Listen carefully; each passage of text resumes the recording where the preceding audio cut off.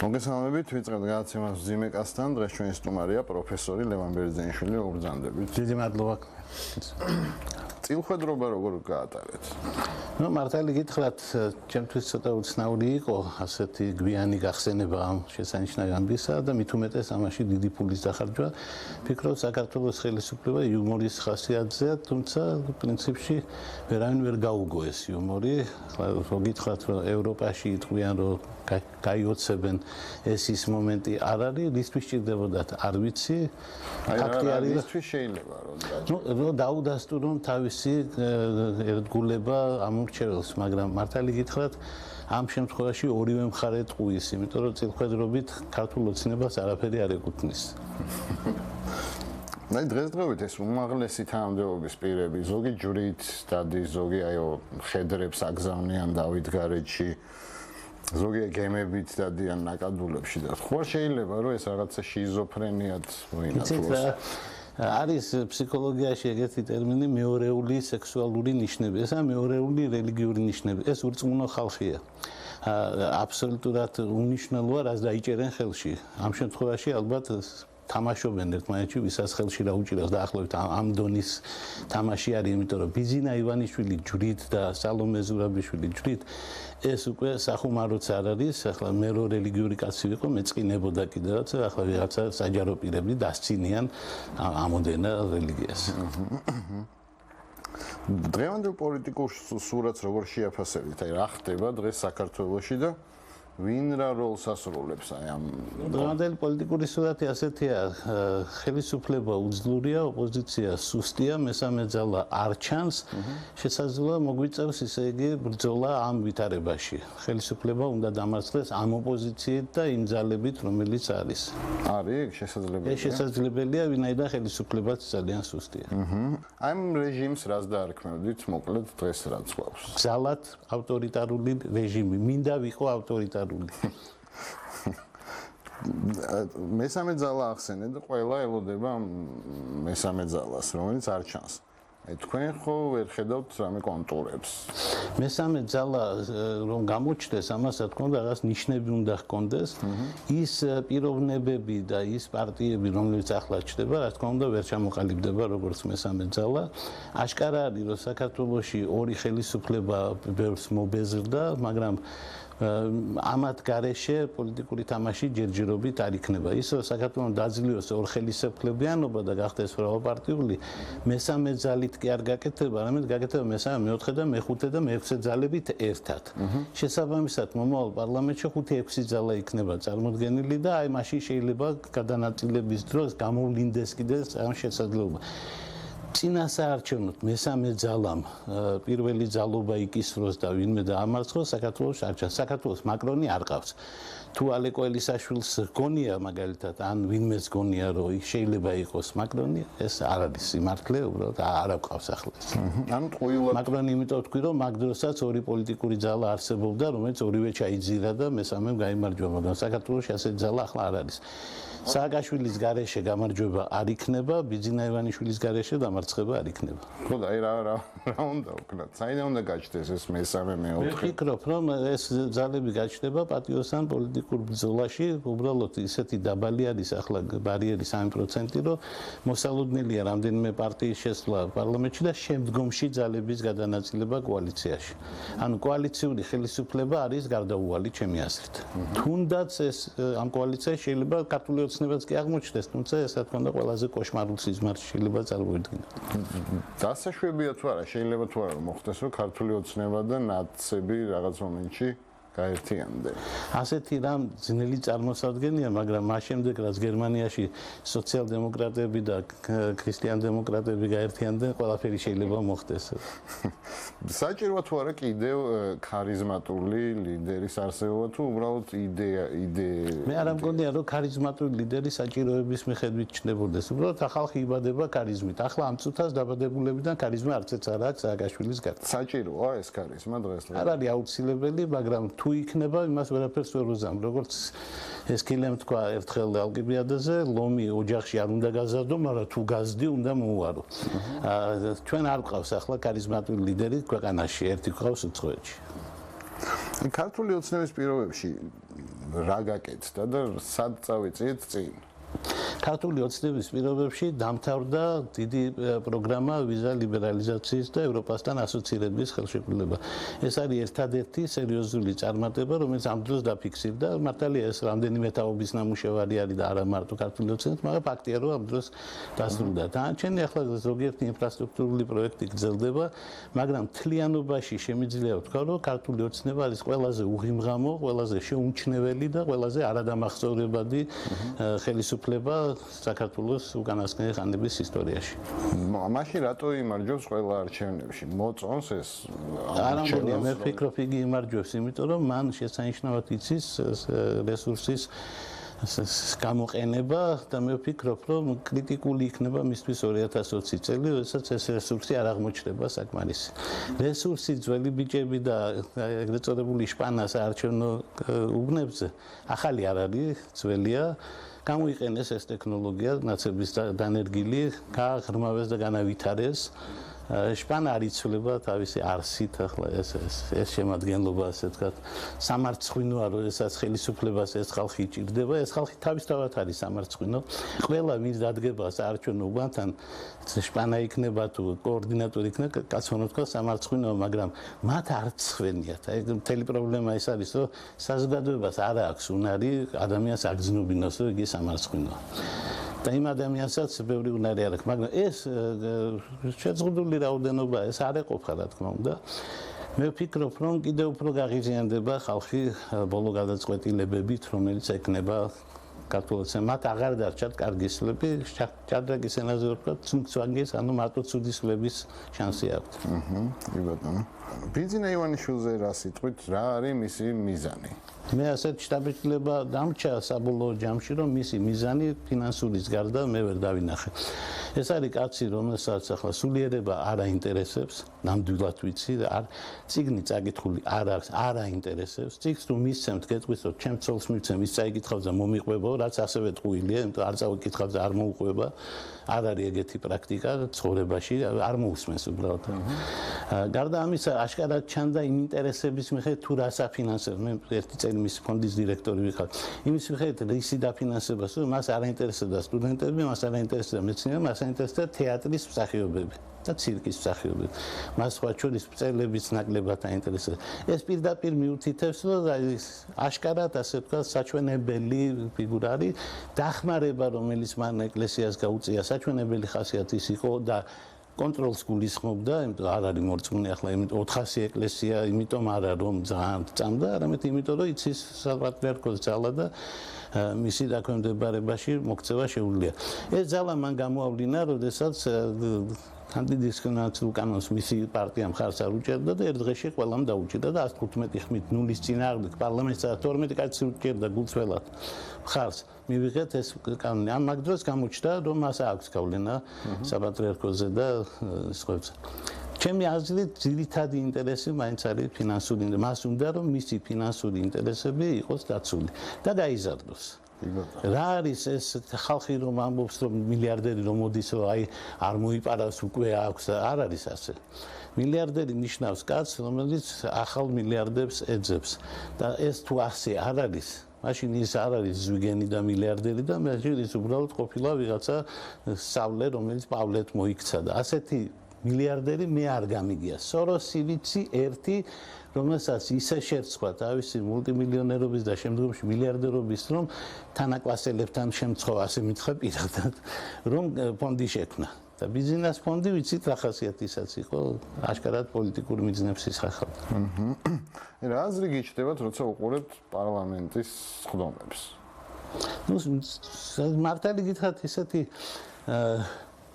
მწუხარე აზრი მიჩნდება, იმიტომ რომ საქართველოს პარლამენტი იმის მაგერად რომ წინ წასულიყო, აშკარად უკან და უკან წავიდა.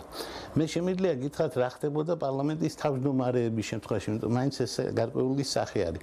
დღევანდელი პარლამენტის თავმჯდომარე, რა თქმა უნდა, უარესია ყველას შორის, ვინც ყოფილა და ვინც იქნება. მე დარწმუნებული ვარ, ეგეთი რამ შეუძლებელი არის. და სხვა ჩვენც მისი აქარსებობა შეუძლებელს გავს, მან ნუ არის ახლა ვერაფერს ვერ გეტყვით როგორ და რანაირად არის, მაგრამ ის რაც დღეს პარლამენტში ხდება დონე. ეს დონე არ იყო. დონე ახლა ძალიან დაბალია. თალაკრაძის და განსაკუთრებული არის ორი ფიგურა, ასე თქვა, იმიტომ ვოლსკი ყოველთვის იყო უბრალოდ ხაერს არ ხევდა, ლაპარაკობდა და არაფერს იმის უკან არ გულისხმობდა და ის არც მართავს სიტუაციას და ასეთ მოლაპარაკებებს არ გულისხმობს. ვოლსკი და ჩუგოშვილი სამწუხაროდ მხოლოდ შემავსებლები არიან, ობერტონები არიან. ტონის მიმცემები არიან, ისე იგი დინარაძე, თალაკრაძე და რა თქმა უნდა პარლამენტის თავმჯდომარე და ეს სამეული ინტელექტის დონით, განათლების დონით, თავაზიანობის, ზრდილობის, პოლიტიკური კორექტულობის და ასე შემდეგ. თვალსაჩინოდ კატასტროფაა, იმიტომ რომ საქართველოს პარლამენტს ასეთ დაბალ დონეზე არ უმუშავია არასოდეს. რამაც მისცა საშუალება სხვებს ეპოვა თავისი გზა და 600 კვადრატულიანი სახლები და ბინები და რაღაცა მოკლედ გაილაღეს, იმიტომ რომ უნდა გითხრათ, რომ სხვა პარლამენტის თავმჯდომარეების შემთხვევაში თვითონ ისინი ისეთი მოგზალებულები იყვნენ ფინანსური თვალსაზრისით, რომ ასე იოლად სამსართულიან და 4-სართულიან სასახლეებს და იმებს ვიცეები და ისინი ვერაფრით ვერ აიშენებდნენ, ეს გამორიცხული იყო. ეს მოხდა იმის გამო, რომ დონე ასეთი არის. და როდესაც კამათი ასე მიმდინარეობს, მაგალითად, რომ ამერიკელებმა თქვეს და რა თქვეს ამერიკელებმა თქვეს, რომ თალაკრაძე სწორია, თალაკრაძე ლაპარაკობს. დაახლოებით სხვა სიტყვებით, რა თქმა უნდა, ამას ამბობს. არა, ამერიკელებმა თქვეს, რომ ღრმა წყლოვან პორტს ავაშენებთ და ააშენებთ, იქ გვინდა ჩვენი ინტერესია. და ამათ თქვეს მანამდე, რომ არაო, და ახლა ამბობენ, რომ ამას არ ვამბობდით ჩვენო და ამ დონეზე ახლა შეიძლება ვიღაცა იმედის მაყურებელის მოტყუება შეიძლებაოდეს ერთი ორი კაცი, რომელიც ხმა ისედაც არის. ამ დონეზე ახალი ხმების მოპოვება, იმ 900,000-ის გადარწმუნებას, ედანაც პრინციპში ნაციონალების ალბათ მხოლოდ 400-500,000 დანარჩენი ხო საპროტესტო ხმები, ეს საპროტესტო ხმები იზრდება. ნაციონალებს რაც გქონდათ, ეს ექნება და არ აკლდებათ, რაც თავისთავად ფენომენია. ეს ხელისუფლება უნდა იყოს ისეთი, რომ ნაციონალებს 9 წლის შემდეგ და იმკიდან გასული 6 წლის მერე ხმები არ მოაგდეს. ეს ვისი ბრალია? ჩემი ბრალია, მე ვიყავი გულშემატკივარი თუ მათი ბრალია? იმიტომ რომ ყველაფერი იცნობა შედარებაში. ყველაფერი იცნობა შედარებაში. დიახ, ნაციონალიზმის იყო დანაშაული, იყო შეცდომა, მაგრამ საარჩევნო შეცდომები და დანაშაული გრძელდება და ღრმავდება. დანაშაული, რომელიც ხდებოდა სასამართლოს სისტემაში, გრძელდება და ღრმავდება და არის შემთხვევები, რომელიც მაშინ უბრალოდ გამორიცხული იყო და ახლა არ არის გამორიცხული. ახლა რაც მართალი უსაფრთხოება გაცილებით უკეთესად იყო ნულოვანი ტოლერანტობის დროს. იმიტომ რომ დასაჭერი ვინც იყო და არ დასაჭერი ყველა იჯდა. და დღეს ვითარება ასეთი არის, რომ აშკარად კრიმინალმა გამოჟონა, ასე ვთქვათ, და ყველაზე მაგარი რა არის იცით, რომ კრიმინალები პარლამენტში რომლებიც ხდებიან, იმ სამეულში არ არის. ის სამეული კრიმინალიც კი არ არის. ის უბრალოდ დაბალი დონე. ეს ყველაზე მაგარი რამ არის, რომ რეალობაში სიტუაციას ისინი არ ფლობენ და ვერ ფლობენ და რო თქვა ახლა პარლამენტის თავმჯდომარე, რომ მაჟორიტარულ სისტემაზე ლაპარაკი რისკებს შეიცავს. ჩვენს თავმჯდომარე არ იყო, რომ იკლავდა თავს, რომ გადავდგები თუ ეგ სისტემა იქნება. ეთქობა დაავიწყდა, ან გონია რომ ჩვენ დაგვავიწყდა. მაგრამ რა თქმა უნდა, არ გამოცვლიან საარჩევნო სისტემას, არსებული სისტემით უნდა დამარცხდნენ 2024 წლიდან კი საქართველოს უნდა თუ არ უნდა მოუწევს არა წინა საარჩევნო, არამედ პოსტსაარჩევნო კოალიციებში მუშაობა, იმიტომ რომ აშკარად კანონმდებლობაც გაჩნდება, რომელიც აკრძალავს მრავალპარტიულ ბლოკებს და სხვას, იმიტომ რომ ფაქტი არის, რომ საქართველოს აქეთკენ მიდდა.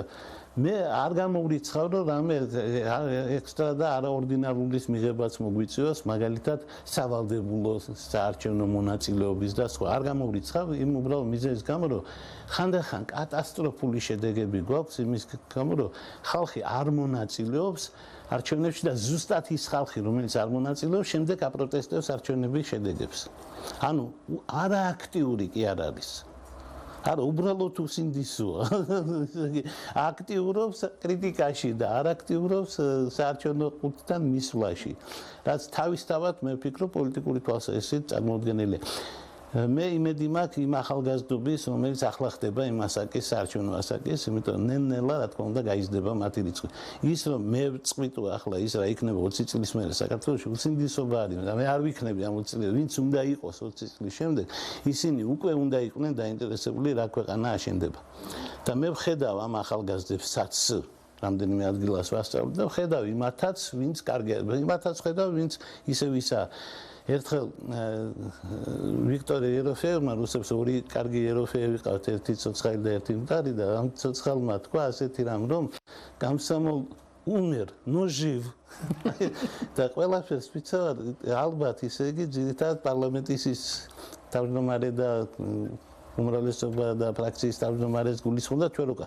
ესენი კომკავშირლები არიან, რომელიც დიდი ხანია მოკვდა, მაგრამ ცოცხლები რაღაცა ზომბი კომკავშირლები გამოჩნდნენ და კობახიძის შემთხვევაში ეს რაღაცა იერსახით და დგომის მანერით და მისი მკვდარი დუნე, ასე ვთქვათ, მოძრაობებითაც გამოიხატე, რაღაცნაირად გამოხატავს ზომბირებულ მდგომარეობას.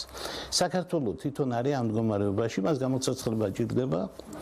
და გამოცოცხლდება მე ჩვენი ქვეყნის იმედი მაქვს, იმიტომ რომ ქვეყანაში უკვე 1/13-ში ადგენენ ისინი, ვინც დაიბადნენ დამოუკიდებელ ქვეყანაში. აი მინდოდა მეკითხვა, საზოგადოებაში რა ხდება ამ პროცესების პარალელურად? ანუ პოლიტიკურად უკან მივდივართ და საზოგადოება ყველა იძახში რომ ვითარდება. დიახ, იმიტომ რომ ნელ-ნელა ახლა რევოლუცია არ მოხდება, მაგრამ რაც ხდება უკვე ვხედავთ. მთავრობა აღარ შეესატყვისება საზოგადოების დონესაც კი. ჩვენ საზოგადოება, რო გითხრათ, ცნობიერების თვალსაზრისით მაღალ დონეზე ვერ გეტყვით, მაგრამ ვინაიდან მოლდოვაშიც ვარ ნამყოფი, რუმინეთშიც, ბულგარეთშიც, შემიძლია გითხრათ, რომ ყველა შემორჩენილი საზოგადოება ჩვენ არ ვართ. ვიღაცებს ჯობნი ვართ კიდეც. შემიძლია უფრო დიდი ქვეყნების დავასახელო, უბრალოდ აღარ ღირს ამაზე ლაპარაკი. საქმე ის არის, რომ ჩვენი საზოგადოება ოდნავ წინ მიდის და დროსაც მოყავს ეს და უპირველეს ყოვლისა იცვლება მისი შემადგენლობა. ვებრები მივდივართ ახალგაზრდები მოდიან ეს ცვლის ვითარებას რა თქმა უნდა ახალგაზრდებში პროცენტულად მეტია გაგება ვიდრე მანამდე იყო იმავე ასაკში იზრდება გაგება და ასე თუ არის იზრდება ჩართულობის ხარისხი შესაბამისად მომავალ არჩევნებშიც არ იქნება პენსიონერთა არჩევნები ანუ ნელ-ნელა ახალგაზრდობა გამოჩნდება და არა მხოლოდ ახალგაზრდული ფრთის სახით და არა მხოლოდ შპანას სახით საარჩევნო უბანთან არამედ გამოჩნდება ახალგაზრდობა აქტიური ხალხი რომელთა გარეშე ქვეყანას არავითარი შანსი არ აქვს და საქართველოს შანსი აქვს იმდენად რამდენად ყოველდღე გაქვთ ამის ნიშნები აი ყოველდღე 6 წლის ბავშვი გახდა ევროპის ჩემპიონი ჭადრაკში არაფერს არ ნიშნავს გარდა ერთისა საქართველოს ცოცხალია მკვდარი არ არის 6 წლის ბავშვი თუ ჩემპიონია 20 წლის ასაკში შეიძლება რაღაცა ის საქართველოს ახალგაზრდულმა ნაკრებმა რაგბიში მოუგო მაგალითად რომელიმე შოტლანდიას უბრალოდ ნიშანია მეტი კი არაფერი ამით არაფერი არ შეიცვლება ამით ჩვენ მსოფლიო ჩემპიონატზე ფეხბურთში ვერ მოხვდები ჩემს სიცოცხლეში ეგ ნამდვილად ვიცი ძალიან მწუხარ რომ მოხვდე იმ დღეს მოვკვდები ასე ეგ მაინც არ მოხდება მაგრამ მაინც მინდა გითხრათ რომ ნიშნები ჩვენ გამოცოცხლებისა გვაქვს მე ამას ხედავ სტუდენტებში ოპტიმიზმის საფუძველი არის მაგრამ თავისთავად მარტო ოპტიმიზმი როდესაც არაფერი არ უკეთებია საჭირო არის შრომა და ეს შრომა ჩვენ ვერ დავინახეთ მაგალითად დაწმინდის არჩევნებზე როდესაც ოპოზიციონერებმა არ დაუჭირეს მხარი ოპოზიციონერს მათ თქვეს რომ ის ისეთ ხალხთან მივიდა ეგ ყველაფერი ტყუილია როდესაც არის ორი ვირჩევთ ერთს აქ არის მარტივი არითმეტიკა რომელიც ჯობია თუ ვინმე ამიხსნის რომ შალვას ჯობია ლადო მე ვიტყვი რომ აფერუნ შენს ლოგიკას დამარწმუნე ყოჩახ ხო ნათელი იყო რომ ერთი ჯობდა მეორე ყველა ამბობდა ვიცით რომ ის ჯობია მაგრამ არ უნდა მაგრამ როდესაც ყველს ყიდულობ მაგრამ არ უნდა რომელი ყველი ჯობია ის უნდა იყიდო პოლიტიკა მარტივი საქმე ამ თვალსაზრისით არ იყო სწორი და დაიღუპეს თავი. მინდა ვთქვა რომ ალიკო ლისაშვილმა კაცმა რომ თქვა რომ პოლიტიკოსი არ არის. არ ყოფილა ბატონო. იმიტომ ასეთი რისკები უნდა გააწიო, ასეთი მხარდაჭერა უნდა აბა სხვანაირად როგორ გონია ისე რომ კაი ბიჭი იქნები, არავის მხარს არ დაუჭერდა ქართველი ხალხი იტყვის რომ კაცი გადაწყვეტილებებს არ იღებს, ეგეთი გვინდა ხვალ. ასე არ ხდება ხოლმე. სხვა შორის ეს მინდა ვთქვა ყოფილი პრეზიდენტის მიმართაც. რაღაცა უნდა ქნა როცა პრეზიდენტი რო გავაცლები ზვიად გამსახურდია სათქმელი გვექნება, რომ საქართველოს დამოუკიდებლობა რეფერენდუმი ჩაატარა, იქ სამოქალაქო დაპირისპირებაში მისი როლი ასეთი, ის იმათ გამოაცხადა, ის გაიქნა, ის ცუდი კაცი იყო, ცოცხალი კაცი, ბევრი კარგი და ბევრი ცუდი ჩაიდინა. დავითვლით და დავწონით. შევარდნაძე, სააკაშვილი, მარგველაშვილი და ხელები ჩამოყრილი გვაქვს. არაფერი არ ქნა. არც ცუდი, არც კარგი, რაღაცა ისეთი ხმაურიანი, ხმამაღალი რო და ეს არის პოლიტიკაში აუცილებელი. ეს ისე იგი მინორული და ესე იგი მიჩუმათებული და მიწყნარებული პოლიტიკა საკუთარ პარტიაში ვნახე და ნანახი მაქვს და ვიცი არ არის კარგი. პოლიტიკას უნდა ვაჟკაცობა. ვაჟკაცობა არის მნიშვნელოვანი ნაწილი და ვაჟკაცობა არის დაუჭირო მხარი შალვას თავრობის წინააღმდეგ. ეგ ვაჟკაცობაა და ეს უნდა გქონდეს. ეს მინდა ახალგაზრდებს გეგელია მინდა იცოდეს, რომ არ მოიქცა ჩემი აზრით სწორად. ეხლა წასულ საქმეზე შემეძლო სულ არ მელაპარაკა ამაზე და რა მოხდა ახლა პარლამენტში კი არაფერი არ შეიცვლებოდა. მაგრამ როდესაც სერიოზული ლაპარაკი რომ პარლამენტში კარგი იურისტი ერთი კაი მარკშეიდერი ან კარგი ეკოსკოპისტი გჭირდება ან გინეკოლოგი ამ ლაპარაკს საქართველოს არ უნდა ითმენდეს, იმიტომ რომ პარლამენტში ჩვენ ყველაფერი ნახეთ, გინეკოლოგის სკოლია, ფეხბურთელის სკოლია მსოფლიო მასშტაბის, ახლა ოლიმპიურ ჩემპიონებზე და მოჭიდავებზე ლაპარაკიც არ მაქვს. მაგრამ იურისტების ნაკლებობა იყო ყოველთვის და ყოველთვის იყო იურიდიული აზრის და საერთოდ ლოგიკის ნაკლებობა იყო ყოველთვის.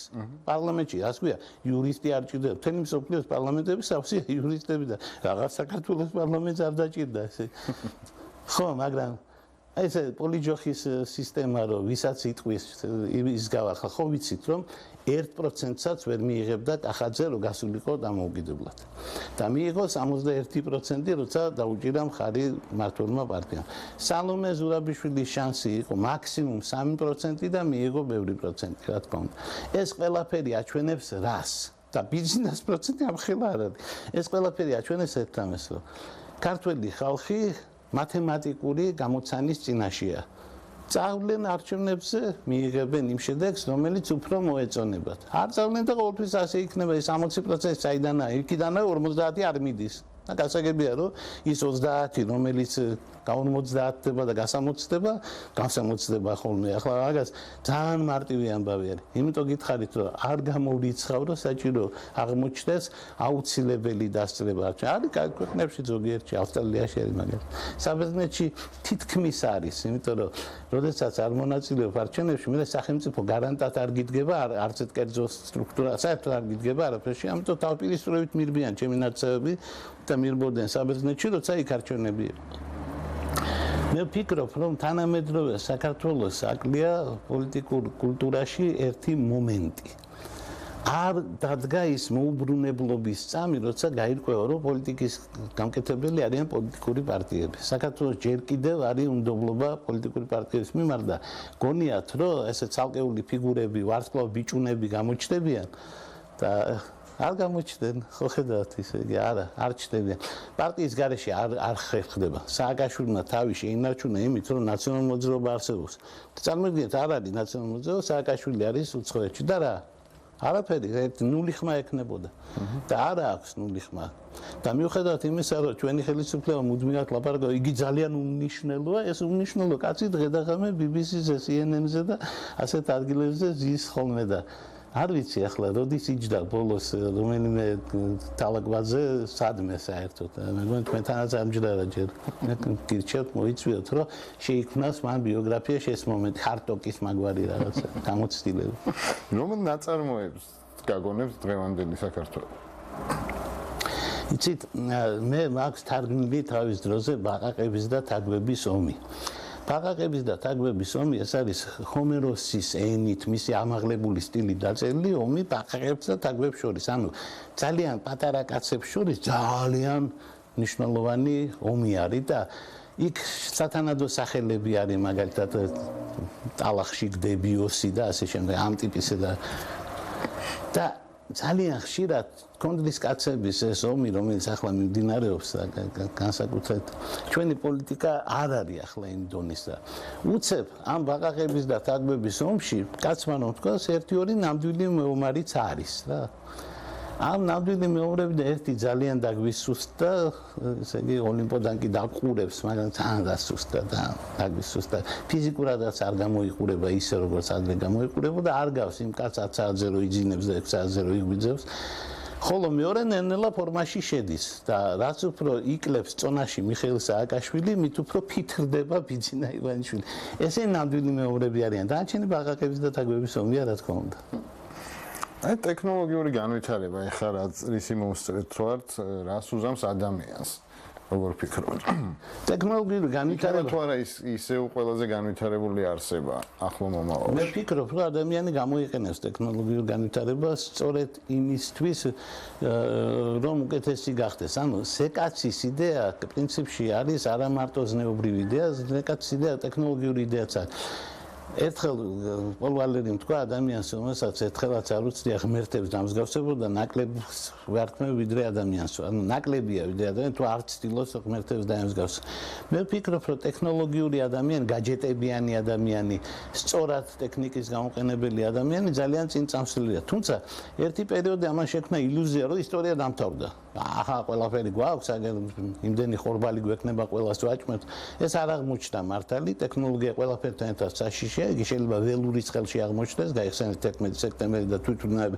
უთანამედროვე ტექნოლოგია რისთვის იყო გამოყენებული და მაინც ვინაიდან ბირთვული ომი არ მოხდა და არა და 60-იანი წლებიდან ყოველ დღე შეიძლება კაცობრიობა განადგურდეს ახან სიბრძნე აქ ყოფნის და ვინაიდან საქართველოსაც კი ყოფნის ხანდახან სიბრძნე მეზობლების საქმეებში ისე არ ჩაერიოს რომ რაღაცნაირად შარში არ მოხდეს თუ არ ჩავთვლით ზოგიერთი ჩიტილეგია პოლიტიკოსის განცხადებას მე ვფიქრობ რომ მომავალი ადამიანი მაინც ტექნოლოგიურად უკეთესი ცხოვრების ამშენებელია სიკვდილის მერე რა ხდება როგორ ფიქრობთ ესე იგი ეს არის ის მომენტი რომელზეც თავის დროზე სოკრატემ თქვა ეხლა მეო წავედიო როცა დალია ესე იგი თავისი ციკუტა და მე მივდივარ იქ რაც არავინ არ იცის რა არის და კაჩვინმა არ იცის ვინ უფრო ბედნიერია მე რომელიც მივდივარ თუ თქვენ რომელიც რჩებით არავინ არ იცის გარდა ღმერთისა არ არსებობს ცოდნა მაგის შესახებ ბევრი ლაპარაკი შეიძლება ჩვენ არ ვიცით რა ხდება ვერ გეტყვით კლინიკური სიკვდილის გადამტანი კაცი ვარ და კლინიკური სიკვდილის მერე რა ხდება 2 წუთი შემიძლია გითხრათ მაგრამ რა ხდება რასაც ტრადიციულად ყვებიან გვირაბში მიფრინავ ელექტრონული ხმები გესმის და იქით შენიანები არიან მე ვერ გავედი იქით საერთოდ შენიანები იყვნენ იმიტომ დროზე გავმიყვანეს აქეთ მაგრამ ფაქტი არის ასეთი რომ ეს რა თქმა უნდა უფრო ტექნიკური აღწერაა ესე იქნება რა თქმა უნდა ამას ყველას ხომ არა მაგის მერე რა არის ეგაა მთავარი ეგ ჯერ კიდევ ცოცხალი კაცის ფიქრები არის რა ჩვენ ვიცით კლინიკური სიკვდილის შესახებ მე რა არის არ ვიცით მე ვფიქრობ რომ მე არის ის დიდი არარა რომელიც უზარმაზარი რამ არის იმდენად რომ არაფერი არ არის და ვიღაცებმა იციან ზუსტად რა იქნება და როგორ მე თვითონ ვასწავლი შესანიშნავ ნაწარმოებებს მაგალითად რომელიც ექნება ჰომეროსთან მაგალითად ნიკვია ანუ კარტასაუფლო ვერგილიუსთან დანტე ალიგიერი და სხვა უზარმაზარი რამეები ხდება როგორც მკითხველს ამიგია ეს სამყარო ჩემს გონებაში და მჯერა რა თქმა უნდა ყველაფრის როგორც ადამიანს არა არ მჯერა ძალიან გაკვირვებული ვიქნები თუ ისე არ აღმოჩნდა როგორც მე მგონია ფეხბურთს მოყვარული ხარ თქვენ ყოველ წელიწადს დაახლოებით 50 მილიონს ხარჯავთ ბიუჯეტიდან ფეხბურთში და საერთოდ არაფერი არ იცვლება რა არის ამის მიზეზი და რა უნდა გავაკეთოთ რომ ცოტა მაინც მე ვფიქრობ რომ განსხვავებით წერლობისგან მაგალითად რომელიც ყველაზე ნაკლებადაა დამოკიდებული კეთილდღეობაზე პირიქითაა მე მგონი პირიქით რა გაჭირვებულ ქვეყნებში შეიძლება დიდი წერლობა გაჩნდეს თუმცა იმპერიას თავისი პლუსი აქვს ვერგილიუსი ჰომეროსი და ჰომეროსი მეთქე გუსტაველი და სხვაები ამის ნიშანია მაგრამ ფეხბურთი მე მგონია რომ არ არის ასე ვთქვათ იოლი ფეხბურთს ჭირდება ან ბევრი ხალხი როგორც არის ბრაზილია ან ჭირდება ბევრი ფული მარტო ბევრი ფულიც რო შველოდეს მაშინ არაბები დიდი ხანია საუდის არაბეთის მსოფლიო ჩემპიონი გახდებოდა ესე ფეხბურთს ჭირდება ის ტალანტი აქედან კომპონენტებიდან რომელიც ფეხბურთს ჭირდება ჩვენ გვაქვს მარტო ერთი ჩვენ რა თქმა უნდა ტალანტები გვებადება ჩვენ უბრალოდ არ ვიცით ამ ტალანტს რა უშველოთ. 50 მილიონი ზღვაში წვეთია. თანამედროვე ფეხბურთში ეს ერთ ფეხბურთელს ვერ ყიდულობს. ეგ არაფერი არ არის. შეიძლება ვიღაცა ამ ხელა ფული იხარჯება, არა. მე არ დამწყდება გული კიდე თუ გვექნება საშუალება. მე გული მწყდება წიხტომილობაზე 1 თეთრი, საერთო ეკლესიაზე 1 თეთრის თუ დახარჯა სახელმწიფო, გული მიკვდება. იმიტომ რომ ეს ორგანიზაცია აქეთ არის ვალში. ბევრი აქ წაღებული ძალიან ზედმეტად. და ყველა არც ერთ რელიგიურ ორგანიზაციას არ ეკუთვნის არც ერთი კაპიკი არც ერთ ქვეყანაში. ამაში დარწმუნებულია სხვა ჩვენი პირველი კონსტიტუცია ამას ამბობდა პირდაპირ გაჩვლა. ფეხბურთზე გული არ დამწყდება, თუნდაც მილიარდი დავხარჯოთ. მაგრამ არ უშველის მარტო ეგ. ტალანტი და ფული არ არის საკმარისი. კიდევ სტადიონი უნდა იყოს სავსე.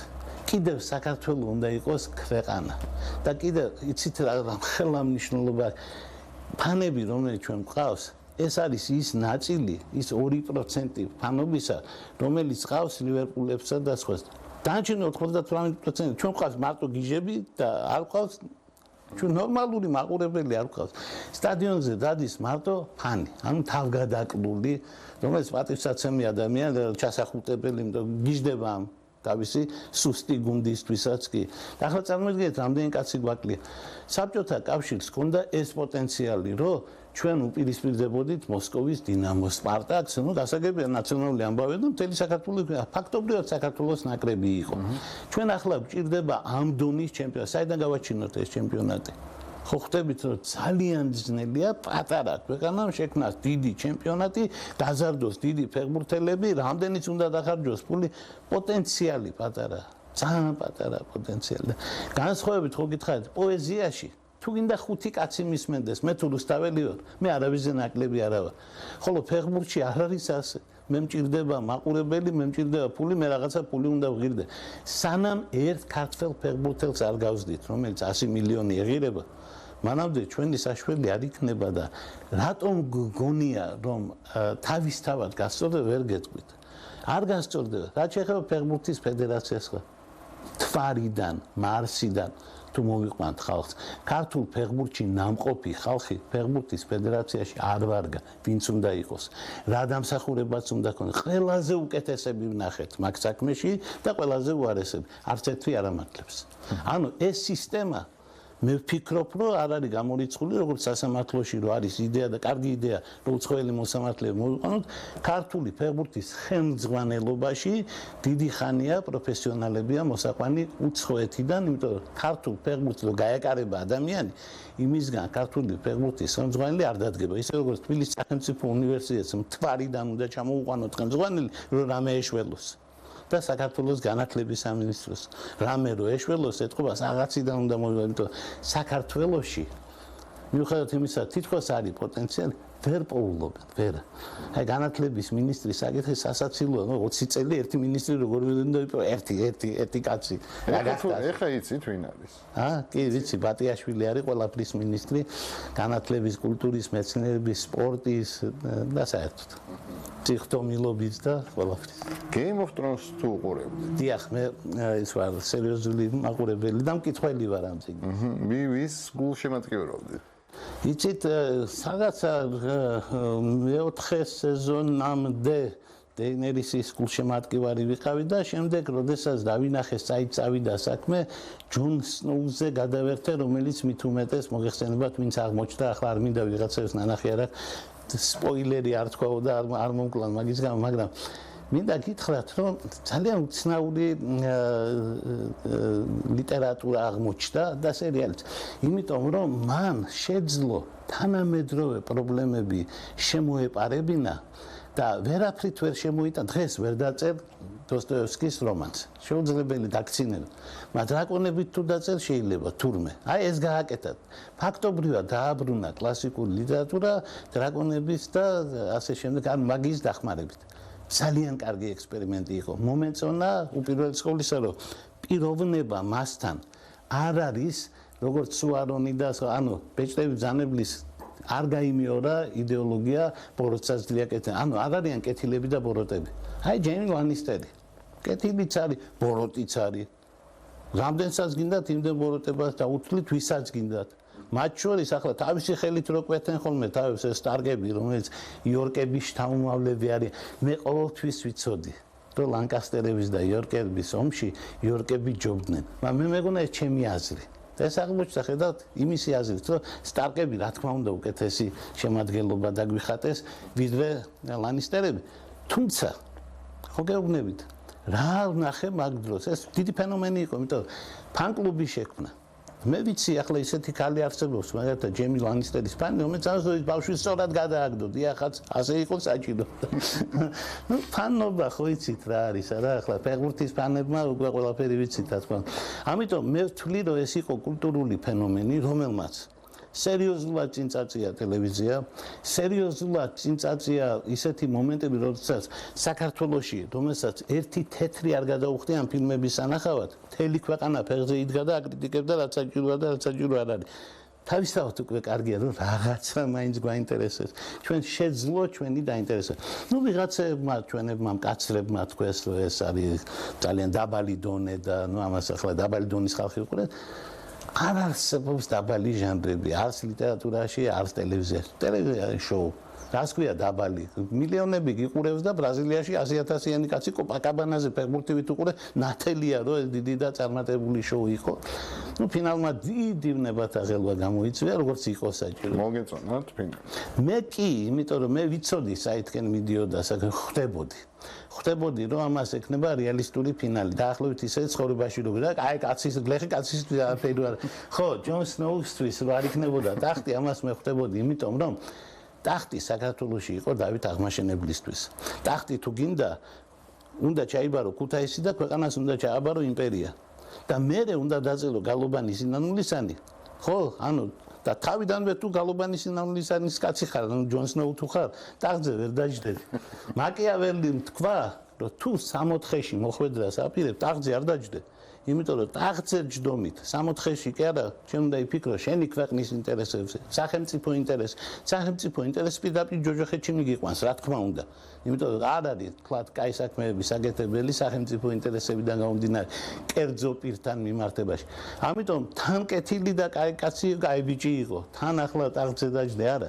არ უნდა იყო ადამიანი ტახტზე რომ დაჯდე. ბრანი იმიტომ დაჯდა ტახტზე, აღარა ადამიანი. რეალურად იდეალური მეფეა, იმიტომ არ არის ადამიანი. არაფერი მაგას არ უნდა. განსხვავებით ჩვენი მილიარდერისგან, რომელსაც კიდე ახალი მილიარდერები უნდა თურმე.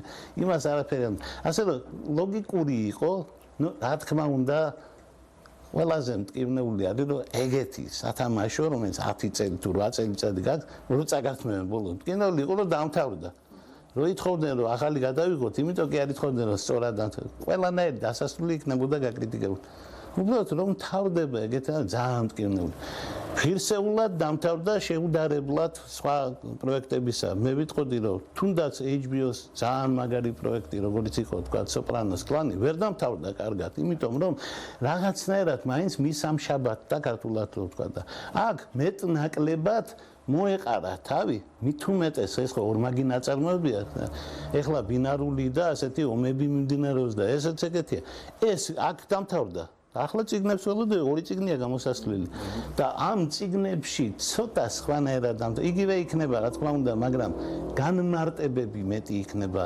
ღამის მეფე ვინ იყო, რა უნდა და რატო ჩამოვიტანე მე მაცივარზე მისაკრავი მისი სახე და რატო არ მიმაკრევინეს ოჯახში. აი ეს საკითხები ხო გაირკვევა ბოლოს და ბოლოს. მე ვფიქრობ, რომ ეს სამყაროს ჰქონდა დიდი გასართობი. HBO-ს პროექტებიდან ეს რა თქმა უნდა და საერთოდ ვიცი ის ხალხი, რომელიც კინოს ინტერესებიდან ღელავს, რომ ტელევიზია კინოსადო იღებს.